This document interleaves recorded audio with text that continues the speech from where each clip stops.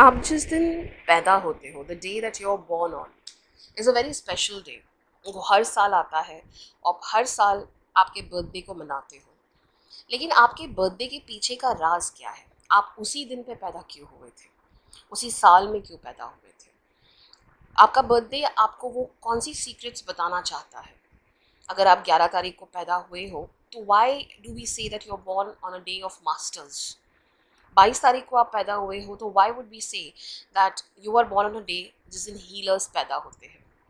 तो ये क्या चीज़ है जिससे पता चलता है कि आपकी पर्सनालिटी और आपके बर्थडे में क्या रिलेशन है?